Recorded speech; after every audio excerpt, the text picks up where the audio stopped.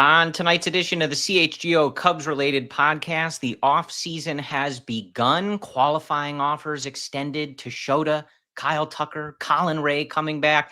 Talk about all of that and more and continue setting up the rest of the offseason on tonight's edition of the CHGO Cubs Related podcast.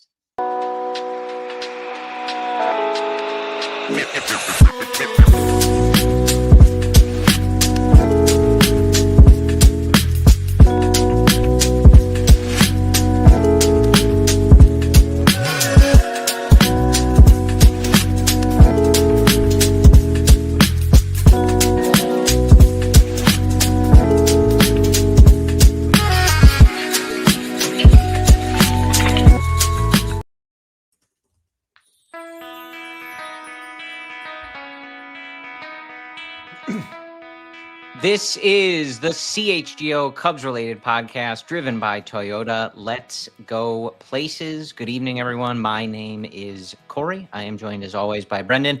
We are coming to you on Thursday. It is November 6th. And Brendan, we continue to live in a world where the baseball world is reigned over by the Los Angeles Dodgers. How do you feel about no baseball for the next 5 months? Have you accepted it? Are you struggling already? How do you feel? No, I feel like that World Series was enough that I'm ready to get into the offseason, even as a casual observer with really no rooting interest outside of just not liking the Dodgers. That was a lot. And I think here's the other thing, too. Like, there's just no chance. The trick with doing a show like this, right? The Cubs lose a game 7 like that. They are a cleat away from winning a championship. They're a sack fly away from winning it, whatever. There's no way you and I are ever coming on air again. What are we going to break that down? We're going to break down IKF not taking a big enough lead from third. There's no chance. Let me tell you this. Sanity for that. If they lost in 2016, there's 0% chance we're talking right now. No chance we're doing the show. I remember thinking this, during the rain delay in Cleveland, like, I don't know how you do it. And I'm sure we would. You find a way. It was the Cubs' identity for so long. What, to win? I just don't know how you watch that. And then we would have this conversation, right? So anyway, Shota's option, huh? There's what are we doing here? Yeah, but the offseason does feel like it's getting on its way faster than years past. Maybe it's just the momentum of the World Series, but the Kyle Tucker qualifying offer, the Shota qualifying offer, the Kittredge trade, it feels as if there's a lot going on in the first few days. Yeah, and we've seen some, guys opt, like Shane Bieber opting in, staying in Toronto, so trying to read the tea leaves if perhaps any of that is indicative of, how players are expecting the market to be. That one kind of feels like, a little emotional driven, like, you just lost a World Series. I'm going to opt in, stay with the Blue Jays, and give it one more shot. Yeah, who knows? Potentially. I always wonder that. That, I feel like as a fan, you wonder if that's more of the pervasive thing. Like, I want to win it with these guys, But then, Juan Soto gets an extra however many million from the Mets. He's like, all right, Aaron Judge, you go try to win it on your own. Forget that, I don't know. Yeah, no kidding. Who knows? Money over everything, ultimately. All right, we have a lot to talk about that isn't musing on how miserable we would be if we were Blue Jays fans at the moment. Shota, the option, you and I talked about that last week. I saw some surprise when the Cubs ultimately declined that option, which I was surprised at. Not the decision, but the surprise amongst the fan base. We talked about that last week, that once that that option turns into 3 years, I think an annual value of 19, even though it wasn't directly 19 a year, probably not something the Cubs were going to be interested in, given their depth, given their need at the top, given some questions about Shota, which we'll talk about. So the options declined, both sides, and the Cubs extend the qualifying offer today. There was some conversation if the Cubs would even extend the qualifying offer. Given that 22 for next year. Yes. 22 and a half, give or take. 22 and a half. Sorry to cheat them out of that extra $500,000. That's the Cubs front office. So we'll see. I believe the deadline to make those decisions is the 18th. So we'll see. And we'll get into that after we sort of set the table on the rest of the show. Kyle Tucker of course, extended a qualifying offer. That one, not a surprise. But a couple of moves already, Brendan. The Cubs trading Kittredge back to the Orioles. I think so that the Orioles can eat that buyout rather than the Cubs. And I think, certainly the option was what, $9 million? Like, there's no way the Cubs are doing that for a 35-year-old reliever. It's just not how they operate. We'll talk about how they build the bullpen. Well, they have done that in years past. Sometimes they're more inclined to put that $9 million toward a 35-year-old if he sits on the bench for 5 days. That is true. But that is true. We'll talk about the bullpen construction and how they go about that. Obviously, a lot of those guys, Brad Keller being a primary example, not under contract. So, you're going to have to fill a lot of that bullpen again and recreate the successful work that the front office and the pitching infrastructure did last year. And then Colin Rea brought back the Cubs, and Colin Rea coming to terms for next year. So a lot going on already, Brendan. We saw a bunch of qualifying offers extended to other players, of course. Some of that may have ramifications if the Cubs are interested in playing in those ends of the free agent pool. But generally, let's start. I think we're going to talk about Shota for a good bit of the show, because I think that's a decision that we're not sure the direction it'll go, and it'll obviously impact how the Cubs go about their offseason. But just generally, the moves the Cubs have made, qualifying offers we saw extended across the league to the free agent class, and just some of the decisions, as we mentioned, guys like Bieber, and somewhat of a, call it a potential shrinking maybe of some of these markets as we get ready for all the teams to have an equal opportunity. Well, there's a lot of questions that come to mind. I mean, first and foremost, will they limit their free agent signings just to 2026? How willing are they to go beyond 2026 with the new CBA, not just the Cubs, but the league in general? Maybe to your point, that's why Bieber did take that option. Maybe that's why Shota may take the 22.5-ish. Let me take the option. 1 year and we'll deal with, Correct. So that's the first question that comes to mind. The second is, wow, the Cubs have a ton of guys coming off the books next year.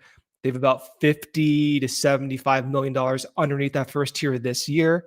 How much of a longer-term commitment does Jed want to make? Because he knows, hey, after 26, Tyone's gone, Nico's not under contract, Hap, Seiya, right? There's a lot going on. Very telling from you that you referred to Tyone as gone, but Nico just not having a contract. Listen, and here's the thing. That reminds me too. Priority number one for me this offseason, extend PCA. Let's extend Nico Hoerner too. Let's extend two of the most defensive, predictable guys on this team. I don't know if that's my priority one, but what's your priority one? Making the team better currently is my plan. I'm not really thinking it's such a Corey answer. It's such a Corey answer. I just want the team to be good. No. I want PCA locked up. That's the level of analysis that our fine listeners come to us for. I want the Cubs to be good. That's what they're here for. That's why they expert analysis. There you go. All right. I mean, so why don't we knock out some of the easier stuff? No, we'll start with Shota. I feel like that's the big one. Start with whatever you want. So I mean, Shota, again, we're going to go for 30 minutes, I think. Yeah.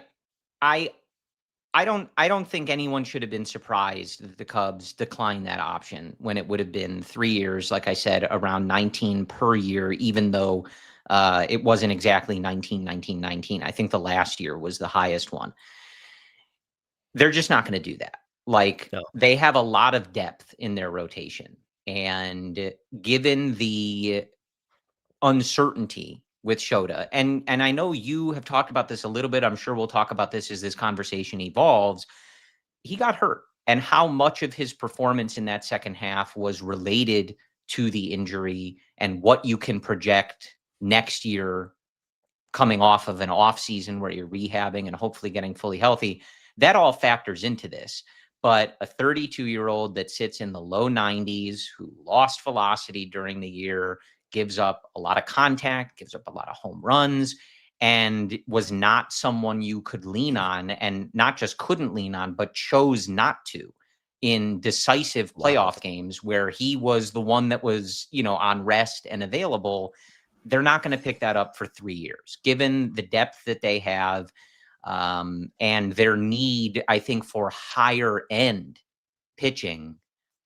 And we've said this, like, I think at 1 year, 22 and a half, like, I'm fine if he picks it up. It limits their flexibility, certainly. But Shota's a good player. And like, as we saw last year at any number of times throughout the year, there's worse things you can have than depth pitching that has the potential to be quite good, which we've seen from Shota. But 3 years, the question on how that ages and the diminishing returns, I just didn't see them doing that. Now, as far as whether Shota picks this up, we're going to have to see how he's reading this market. He potentially, as you said, can look at this as like, hey, you're probably unlikely to get a contract where the annual value, I would guess, for him is more than that 22 and a half. But could he get a multi-year deal that locks him in with some stability, maybe gives him and his family an idea of where they're going to be spending the next 3 years, call it, if he was able to find that? I feel like that's what he's weighing in this circumstance. Do I want to take the 22 for the year, bet on myself, see how I do, and then, whatever happens with the 2027 CBA and all of that, hopefully you position yourself for a good deal when that's all done?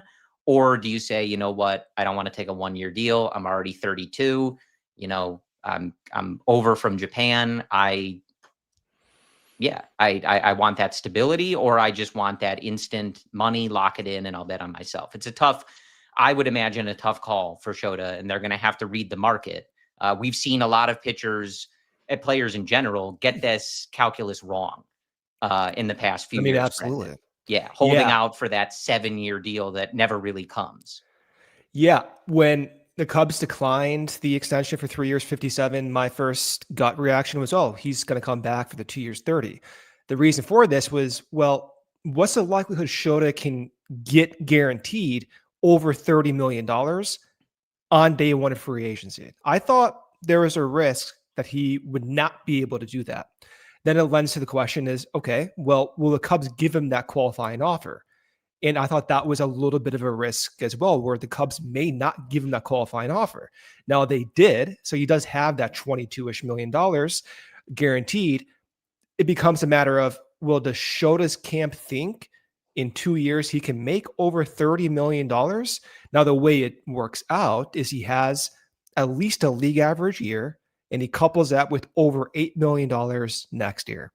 If Shota ends this season similar to how he ended last season, there's a chance he may not extend over $30 million in those 2 years. Yeah. I thought it was a risk. And frankly, from Shota's perspective, I thought just the effort to move to a different team and risk all this stress, I thought he would come back at 2 years, 30, but clearly they believe he can get over 30 in 2 years guaranteed. Well, and it's also not going to help him to have this QO attached to him now.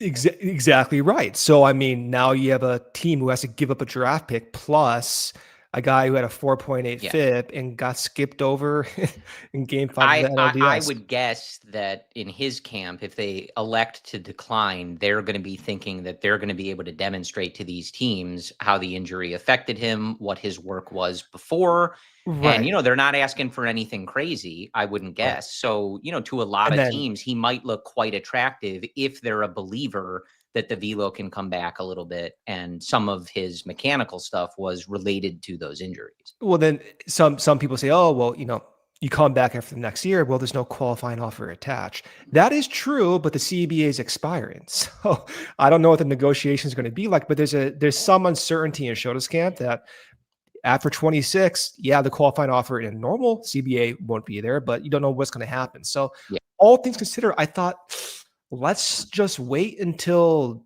the 2 years expire from his camp and they are more confident. Maybe that should give you and I more confidence if Shota's confident that he can come back and perform way better than what we saw in 25. Perhaps. Before we hit our first ad break here, I do want to address a comment from Nicholas in the chat. Appreciate y'all in the live chat. Drop any thoughts you have.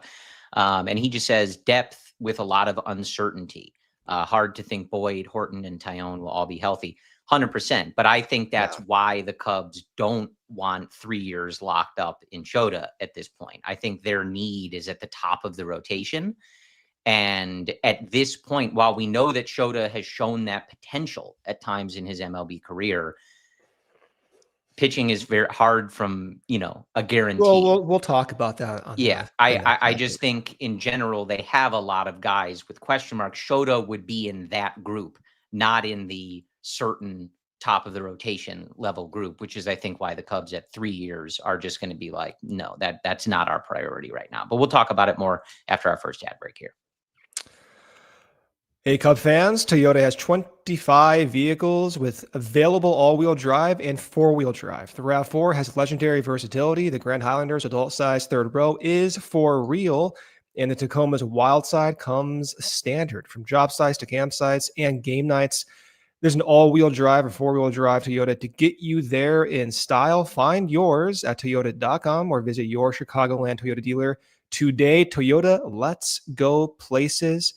Also, become a CHGO diehard and upgrade your fandom today as well. Get access to our exclusive written content, a free t-shirt, plenty of discounts on future merch and events, plus access to our CHGO Discord lounge where we all hang out and talk Chicago sports and so much more. Go to allchgo.com for the latest information on how you can join thousands of CHGO diehard fans in our community. We cannot wait to connect with you on an ever greater level. Let's be real. BO happens, but Mando changed the game. What I love most is how simple it is. It just works. I've used it everywhere. Piss, thighs, feet, you name it. I figured help a little, but now I'm hooked. Get this, Mando's whole body deodorant is safe to use anywhere. All of it is created by a doctor who realized body odor was being totally misunderstood. Mando blocks odor all day and controls it up to 72 hours and is clinically proven to beat soap alone.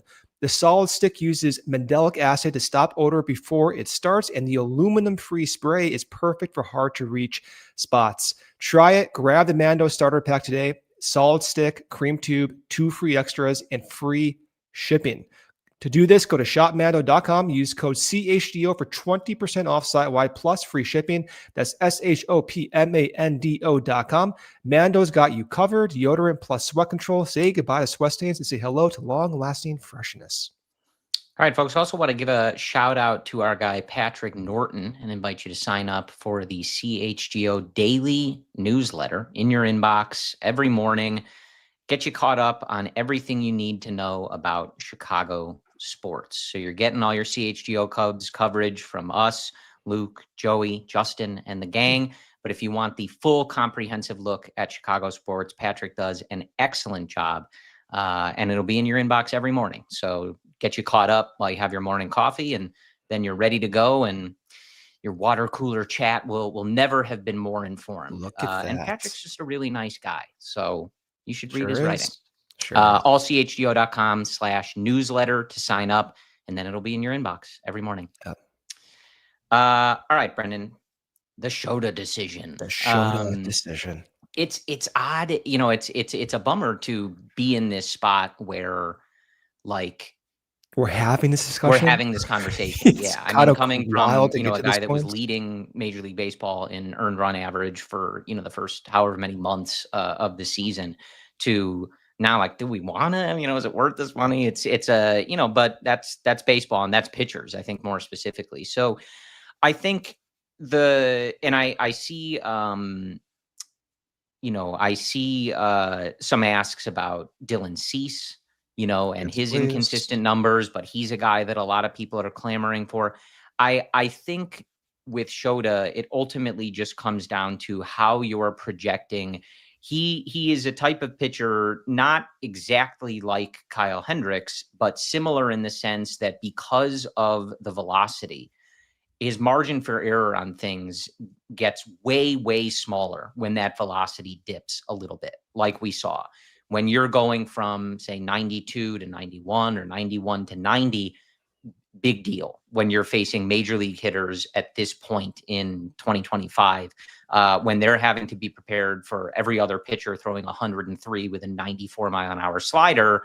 The guys that don't bring that velo or have that really extreme stuff, the margin for error is just so slim. And so when you're talking about a guy that was hurt, guy that's 32, and we saw, even if you're putting it on the injuries, it affected things, and it made the margin for error much, much smaller, to the point that the Cubs decided he was not pitchable in decisive games in the playoffs against the Brewers. So I think it all, to me, their need in the rotation, they have a lot of depth. And as Nicholas was saying, uncertainty when you're talking about, and we've talked about this a lot, Brendan, guys who haven't finished a full season in their career, guys who have never started in April and made it to the middle of October or late October, a guy like Justin Steele, who we aren't even sure when he'll take the mound for the first time, what that looks like when he comes back, et cetera, et cetera.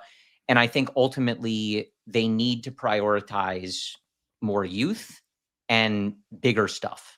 And that has to be the priority. And locking up a 3-year deal on a 32-year-old, that doesn't hit any of those categories. So it's not going to be easy, but I think you're going to see people have interest in someone like Cease, despite his inconsistencies as well, because he's just younger and we know he has really good stuff. And their priority is going to be, can we tap that into our infrastructure and turn this into a younger top of the rotation guy, versus continuing to pile up and commit so much of, I don't want to call it limited money, but not as much money as maybe we would all hope, in middle of the rotation, older guys with legitimate question marks.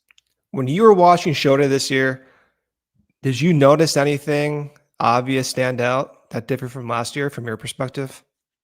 And if the answer is no, that's fine. I'm just curious. I think the answer is no. I was going to say, I think he got a haircut at some point. Is that what you meant? I mean, that's a good answer. Oh, you meant like pitching? Yeah. No, that's your beat. That's okay. Your beat. Well, yeah. Like play along with me here for a second. Here, you're gonna respond to some of the stuff on the graph. Okay. So this is every single one of his splitters he's thrown this year.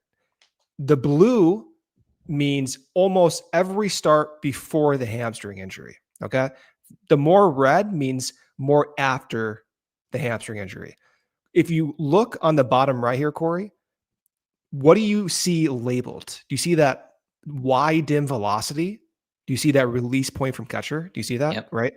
So those are the variables from StatCast metrics that are most different across the entire season. That's why each one of those dots, which is one splitter, is pushed on the bottom right of this graph.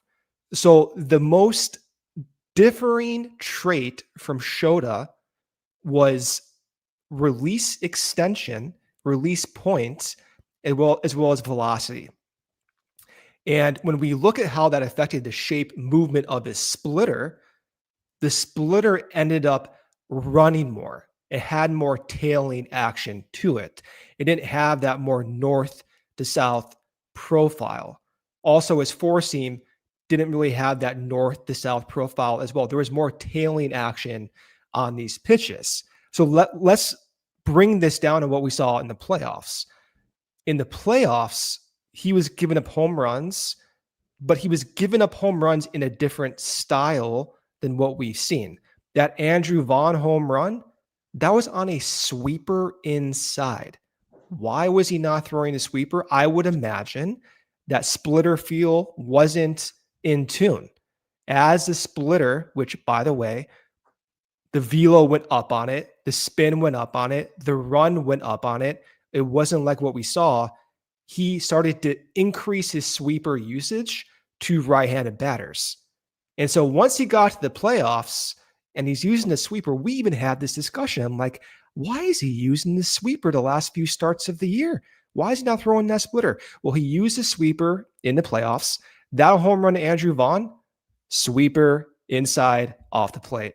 The only home run he gave up on a sweeper to right-handed batters the entire year. So he didn't have his feel for his stuff.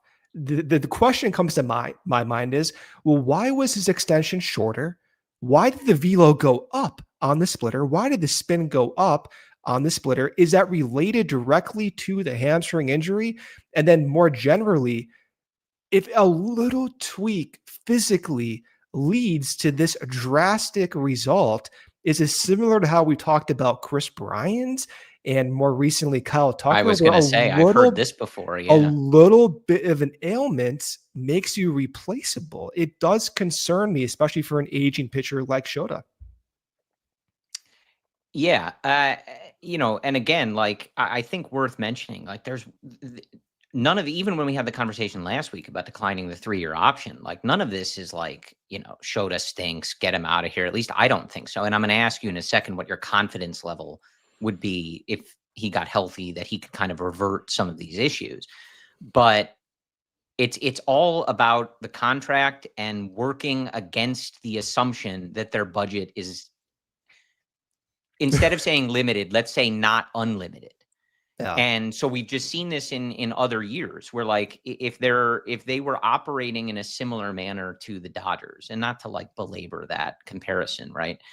But I don't think you would blink twice. The 3-year thing, whatever, but like, 1 year, 22 and a half, sure. Like, he's proven to be a solid starter at this level.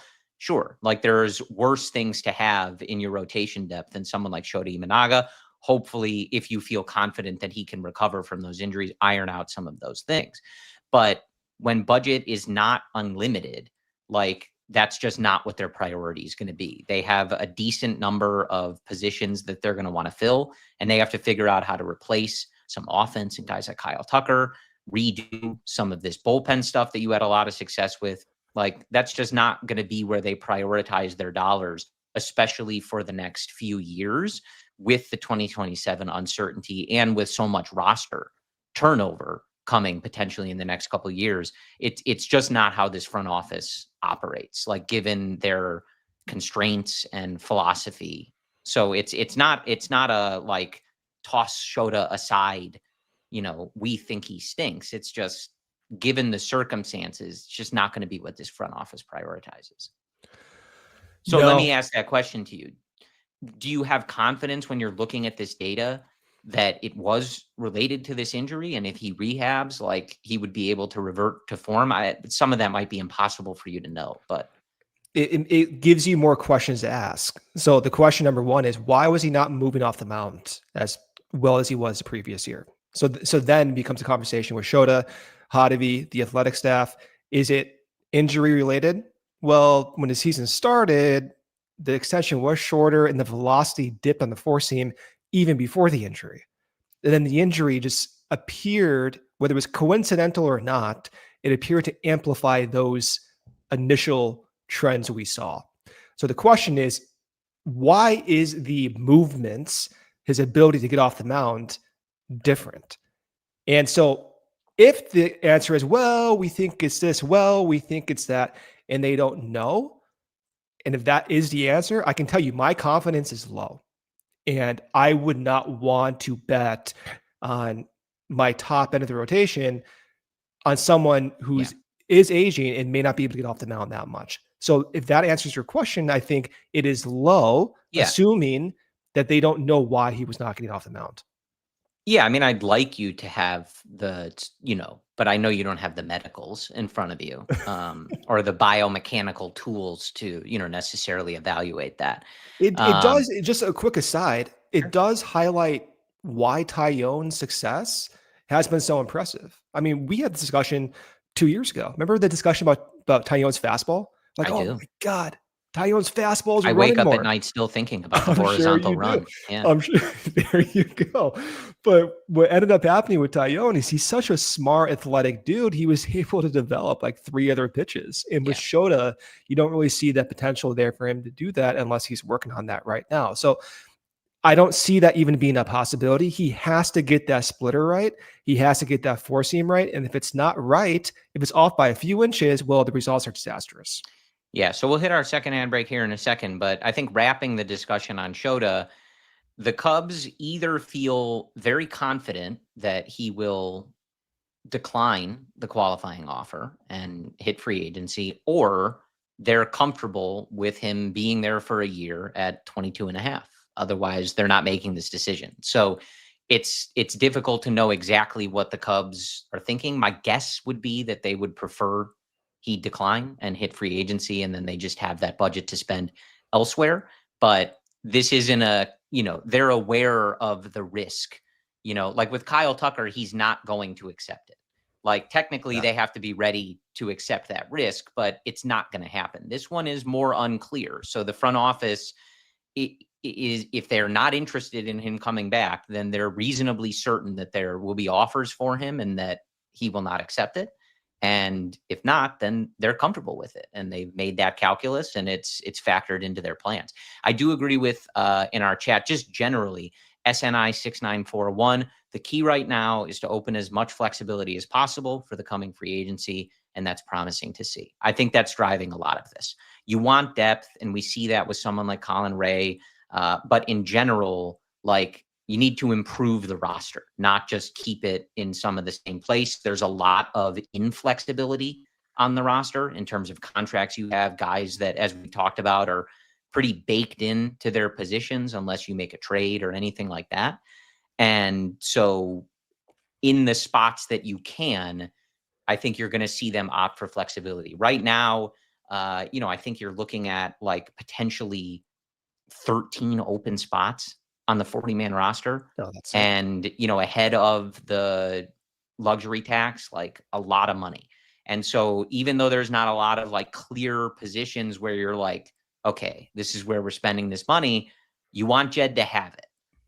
You want them to make the team better. You want that flexibility versus too much being locked in stuff that you can't move around and that you don't feel like has the potential to make you better for 2026. So we'll talk about the rest of the offseason, some of the moves that we've seen already, and more after our second ad break here.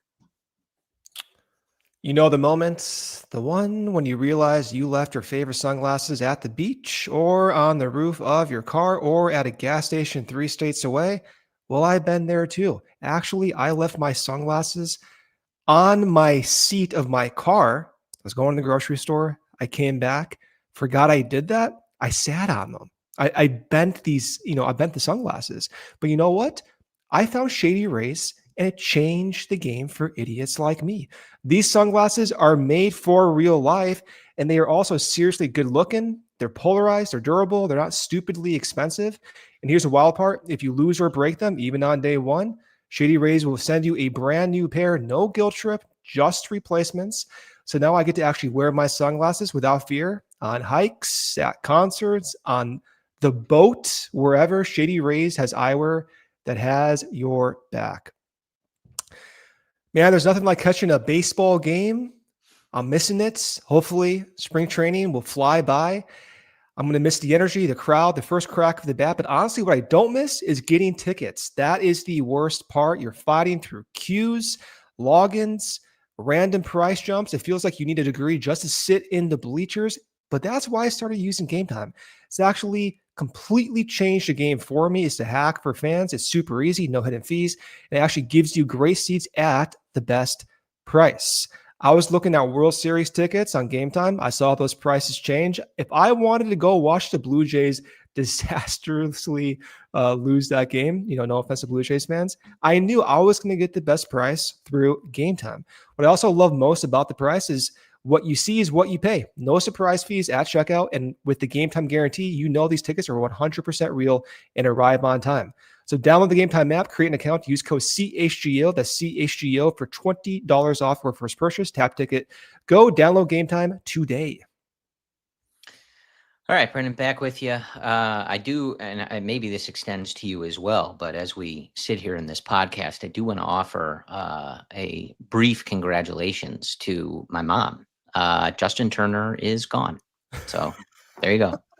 Congrats. I was wondering where you were going with that. Yeah. I mean, I'm sure you yourself are very upset. In the uniform, she'll support and root for it, but that's right. I don't think that there's going to be sadness that that didn't happen. So I do want to talk a little bit about the Colin Rea decision. I think this one's pretty simple, but the Cubs and Colin Rea agreed to a new 1-year deal, $6.5 for 2026, a club option for 2027. The total value would be at $13 million.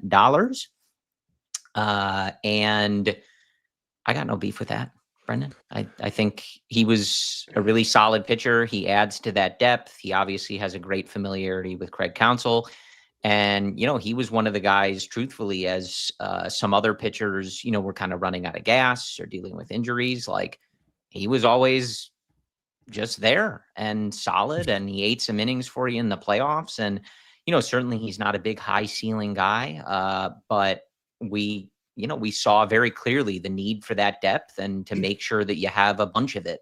And I think there's worse things you could do with that money than bring Colin Rea back and keep him into that fold, especially as a guy that we saw, can play multiple roles.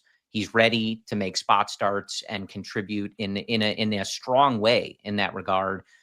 He can be a swing man, a short relief guy, and it's valuable. So I have no issue.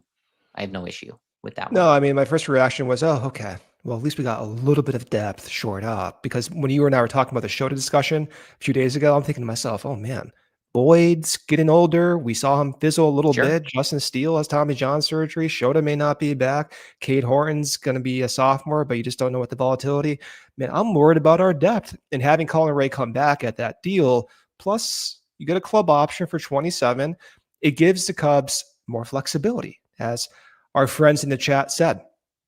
And I'm interested too to see where Colin Rea goes next. I mean, he's someone who did change a lot of his pitch repertoire last year compared to 24. Now he has 1 year of a base with Tommy Hotovy, and a lot of pitchers over the years, as they're getting older, with tweaks, they elongate their careers. And for Colin Rea, who's going to be 36, you don't know how many more years he actually does have. It could be 2 years, 3 years, 4 years, and having that base of comfort with Tommy Hotovy and the pitching infrastructure and how he had success to end the year, it gives me more confidence that what we're going to see next year has a good chance of happening to be positive. Yeah. And it does, it does speak. You were talking about it a little bit. Nicholas in the chat was talking about that. Like there is depth, but there's a lot of uncertainty with it. So, two sides of that coin. But again, as we saw from the Cubs, and I think you learn this from pretty much every team, especially as you're watching the playoffs go along, like just load up on pitching depth. You're probably going to need it. Obviously, you want as many high ceiling top options as possible, but occasionally your best laid plan doesn't go that way.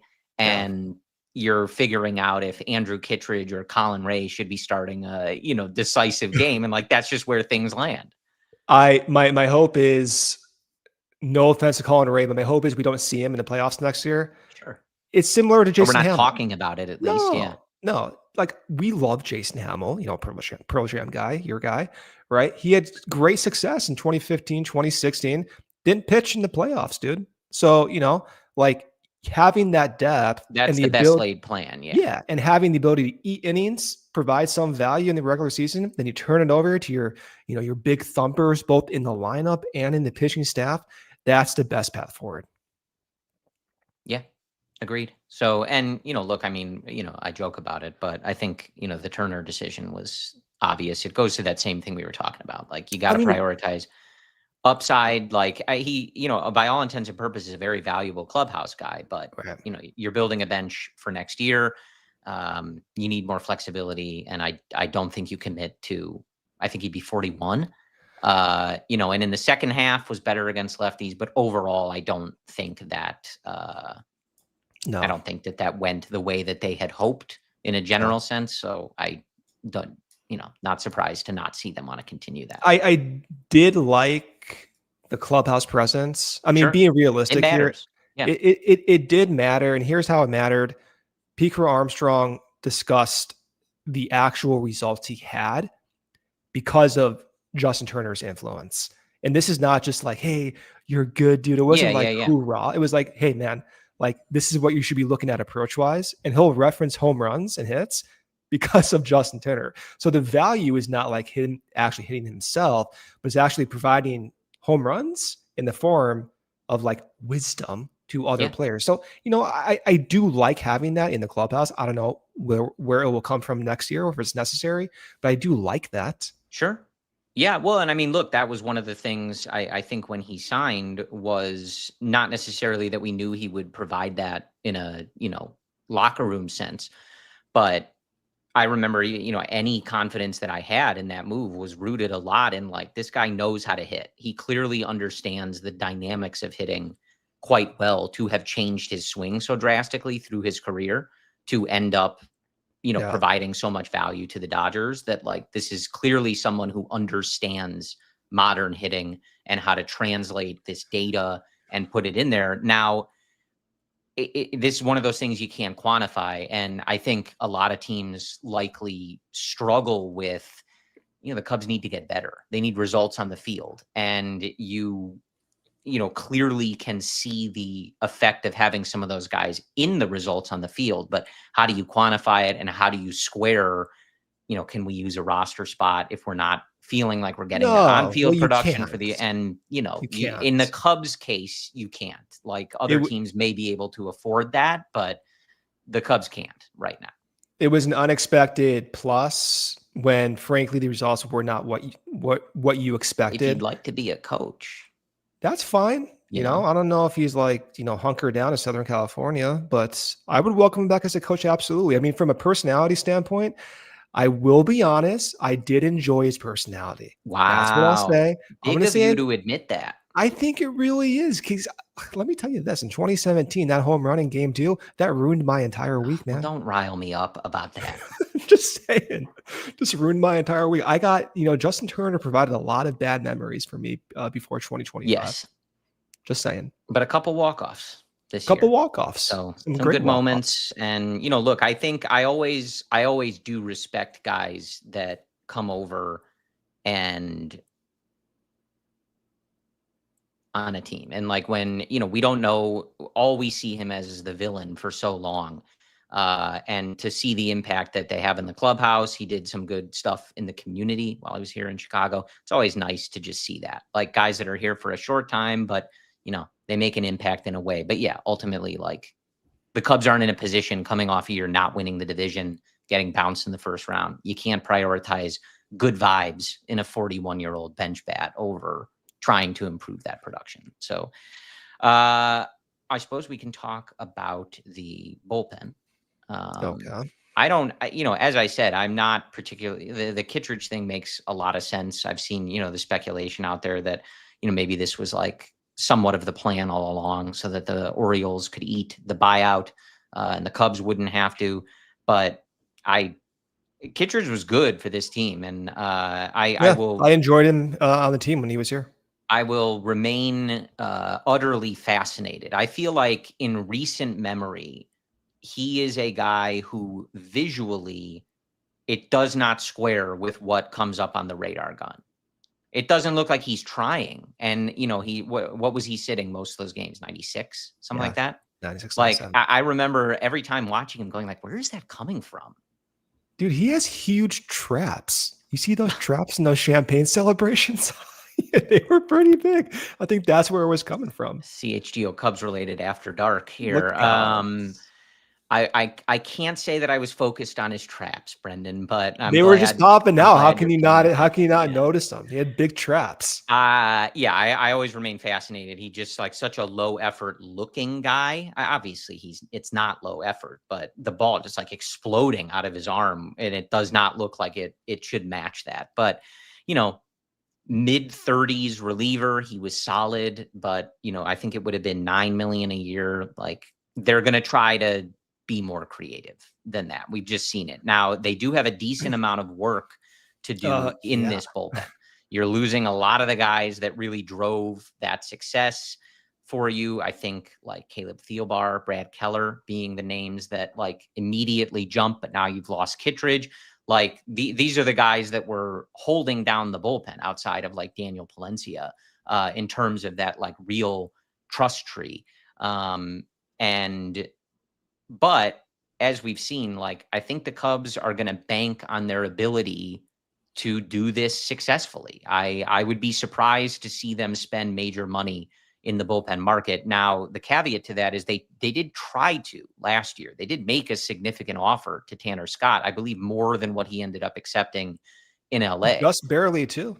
So they're clearly like not completely against the idea, but I do think generally like they're going to lean on their ability to identify these sometimes reclamation projects or guys, putting them in different roles, guys who used to be a starter. Now let's try them as max effort relievers, and just leaning on that.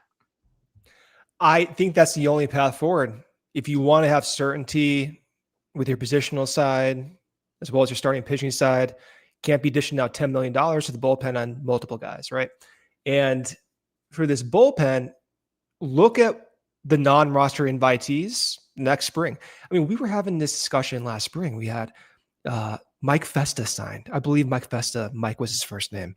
Theobar, Chris Flexen, Brad Heller, Keller as well. All those pitchers were outliers in a specific pitch type. Phil Bickford. Now, half those guys didn't work out. Either they weren't that great in AAA, or they just were injured, or they fizzled out. Half of them did work out. Caleb Theobar was your late inning leverage guy. Brad Keller was your closer by year's end. There's traits that this front office knows that if they identify and let the pitching infrastructure optimize them, there's a better chance they can yield value in bulk than spending $20 million on 1 to 2 guys. And I think they've earned the trust to do that. It will also be necessary. And it was, for me, going into 2025, the very tipping points accomplishments that allowed Jed's front office to get the extensions. And had that not worked out and the bullpen fizzled, I don't know if we're talking about this front office staying there. Yeah. And I mean, look, it's certainly a bit of a gamble. You got to be right. You have to be right in your ability to get these guys to succeed, or get them to kind of level up in ways that maybe they haven't before.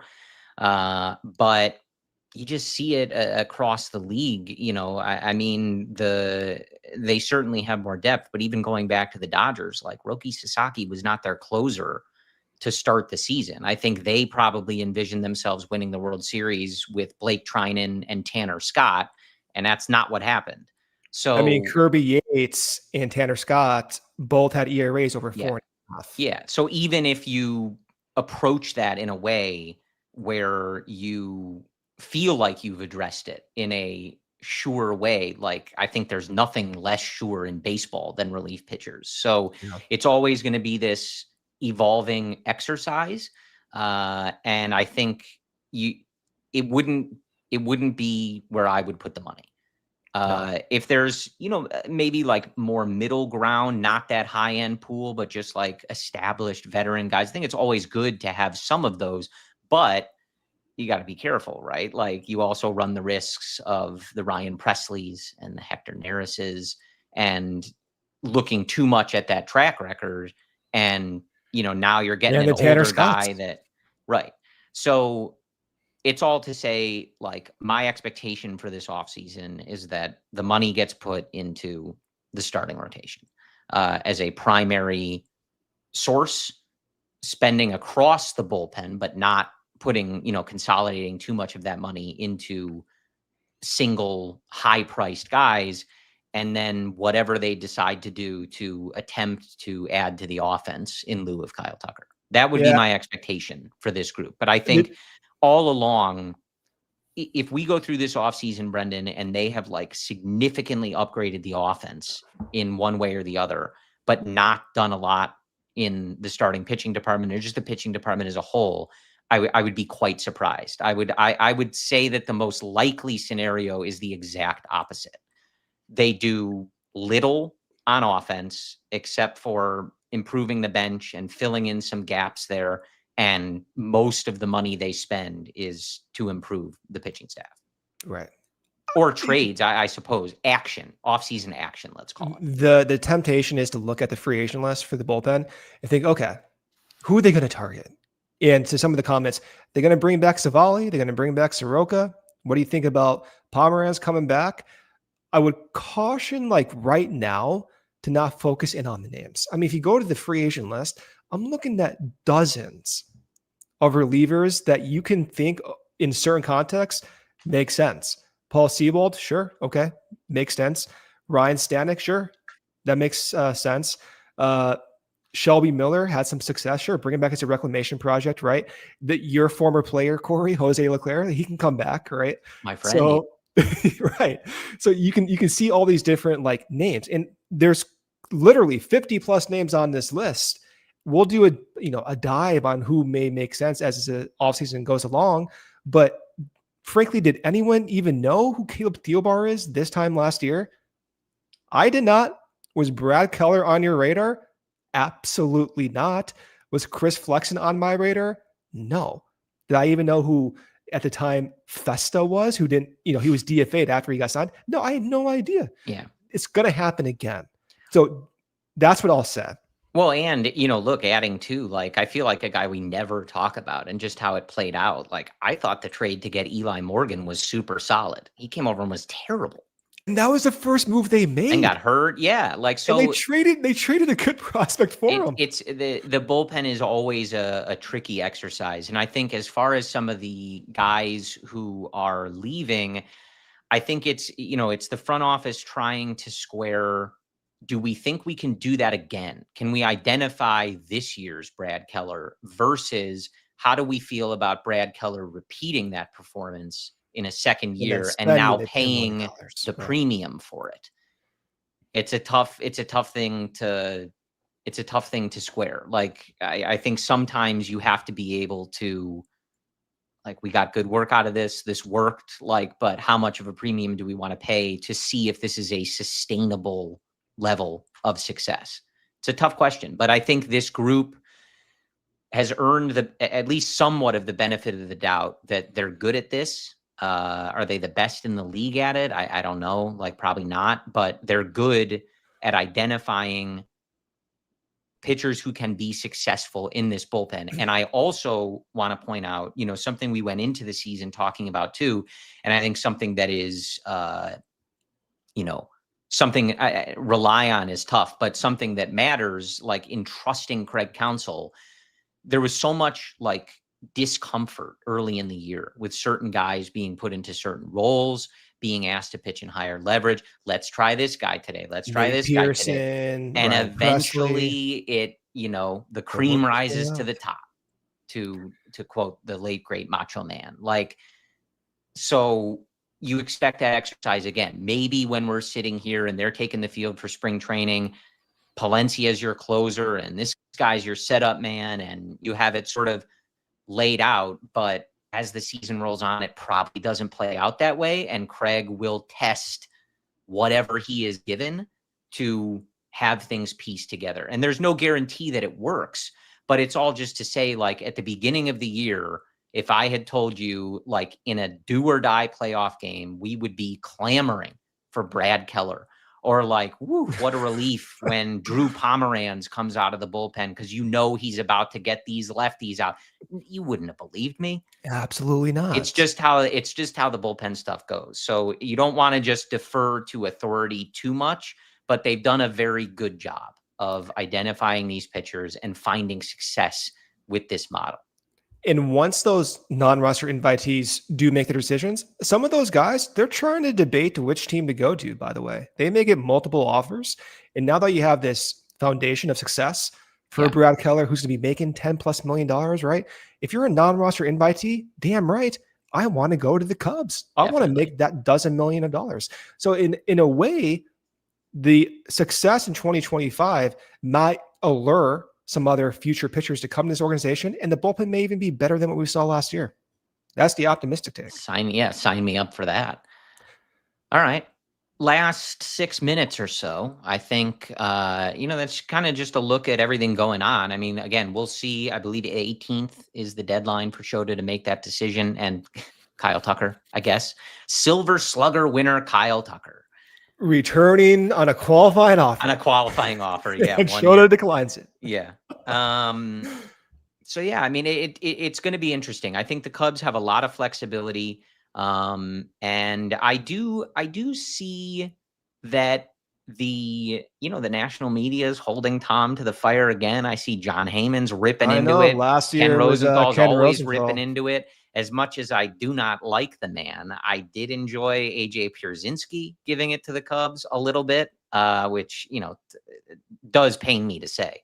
I cannot even believe you just did that on this show. You gave AJ Pierzynski a compliment on the show.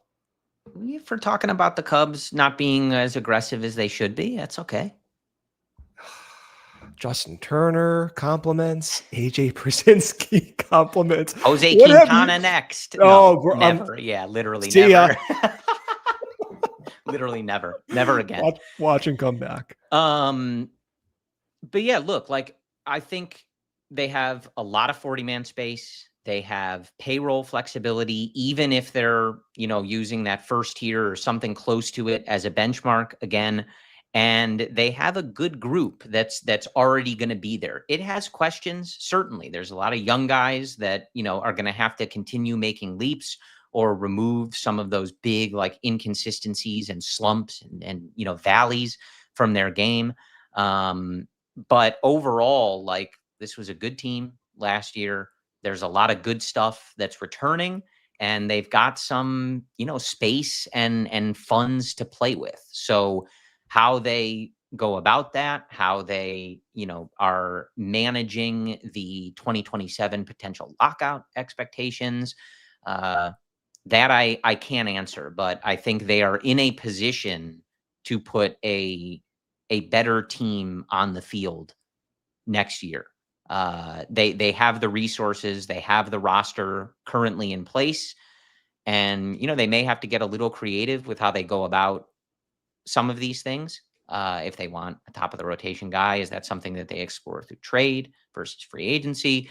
If they're replacing Tucker but are unwilling to go to the top level of free agents, or what someone like Pete Alonso or Alex Bregman or Schwarbs is commanding, then they may have to get creative in how they replace that offense. But it's all just to say, as we head into this offseason here and look at some of the immediate decisions that they've made, like there's worse starting spots to be in than where Jed Hoyer is in. And I would hope that this organization is hungry to get back atop the National League Central Division and avenge getting knocked out by the team that won the National League Central Division. Yeah. And are, going to cook up a good offseason for us. But as always, like, I understand people's pessimism. I understand sometimes people's frustration. And I understand, the people that are optimistic that Ohtani's still coming here. They're still going to give Bryce Harper that money. You know what I mean? So we'll see. Yeah.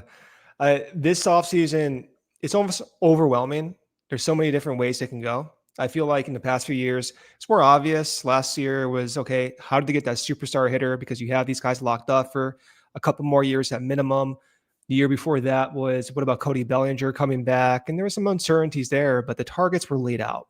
This one is almost a delicate balance because you're weighing, just to start what we were talking about at the start of the show, you're weighing CBA, you're weighing expiring contracts, risk profiles, and your emerging prospects. I don't know where to even put my attention. And in one way, it's fascinating and I'm interested. In another way, I'm kind of overwhelmed. And I think it will make for a fun offseason one way or another. But there's just so many different goals I feel as if this front office needs to accomplish on the surface. Yeah. I mean, there's certainly work to be done. But I think the foundation is solid, and it's up to them to use their space and their resources to get them over the line there. So yeah, it will be fascinating. You got a lot of money coming off the books after 26, but you've got a lot of, young cost-controlled players. Is there a lockout in 27? There's some different things for this front office and ownership group to decide on how they're squaring it all and where they're pushing their chips in, et cetera, et cetera. But it's nice to have moves to talk about. There's action, and it will continue. So we're going to see more of these, qualifying offers either being accepted or declined in the next few weeks here, and then stuff really starts to ramp into gear here as players are able to start making decisions. Teams will start wheeling and dealing, and we will get cooking. We'll see what Jed has for us. Let's see what they got. But appreciate you guys tuning in. Luke, Joey, Justin, the guys will be with you Monday through Thursday. If anything pressing happens, The CHGO Cubs team in some form or fashion will assemble for an emergency podcast. Kyle we'll have you Tucker covered. accepts a qualifying offer. Yeah, we'll have you covered through the off season. I think Brendan was on at like 1 a.m. one time with the Cody Bellinger decision, I think. Right. So we'll be there. So as always, we appreciate your support. Brendan and I will talk to you next Thursday. And as always, go Cubs. We all silly like the mayor.